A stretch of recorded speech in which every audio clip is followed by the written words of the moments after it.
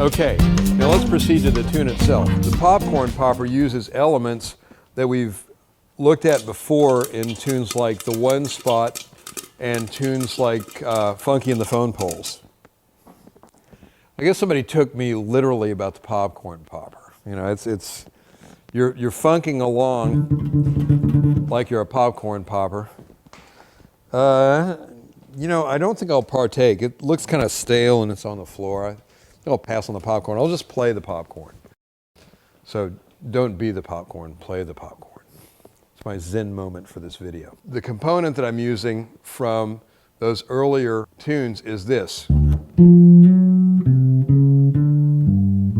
So I'm using D, F, F sharp. There's my major 10th. Then I'm going from C to C sharp to D. I'm doing a G to an A. And preceding that is the 7th of the chord, C, to the root of the chord, D. This is basically a D7 lick. Okay.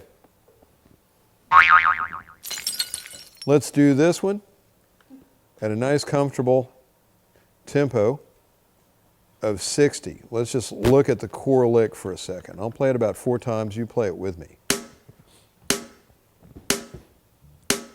1, 2, 3, 4.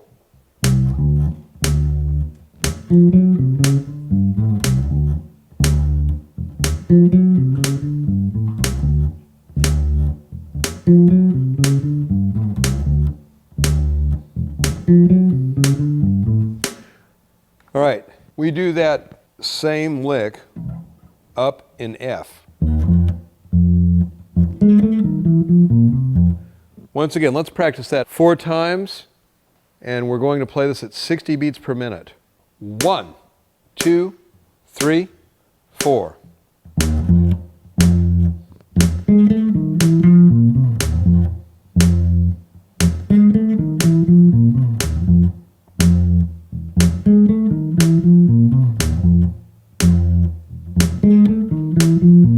Okay, now, there's some interesting little licks that we're doing to kind of bring us back around to the new chord changes. In the case of the D7 riff that we first started with, here's a lick I have to do.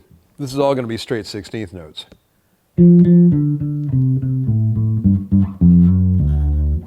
I'll do that again. So what that is 2 Fs, 2 Ds, 2 Cs, 2 As, 2 Gs, a F to an F sharp. That's an approach tone to the D.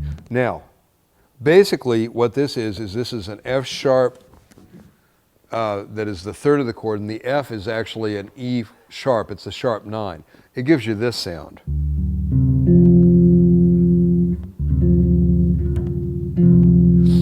That's a pretty common sound in funk music.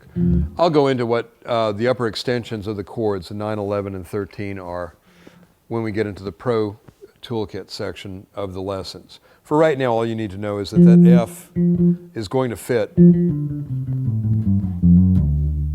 against a D7 chord.